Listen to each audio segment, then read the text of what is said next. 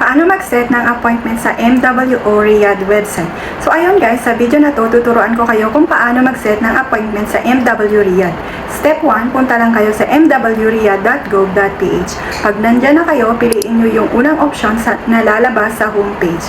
Step 2, scroll down nyo lang, makikita nyo rin dyan kung ano ang mga requirements sa pag-renew ng OWA membership.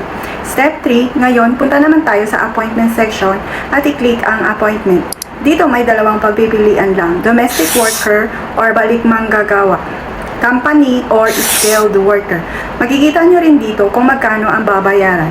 40 SR for verification of renewal contract, 94 SR for OWA membership, total of 134 SR. Step 4, click nyo ang domestic worker, balik manggagawa kung kayo ay household worker.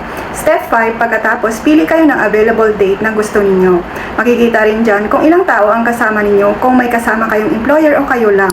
Step 6, next, pili kayo ng oras na gusto nyo pumunta at i-fill out ang mga details tulad ng full name, email address, phone number, ikama o resident ID. At sagutin din ang tanong, transferred employer, piliin lang kung yes or no.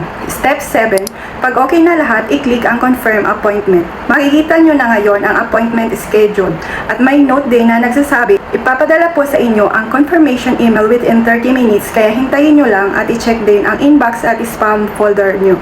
Pag nakuha nyo na, i-print nyo yung confirmation message dahil ipapakita ito sa gate. At tandaan, no appointment, no entry. Hindi kayo papapasukin kung wala kayong confirm appointment. And that's it mga kapwa ko FW.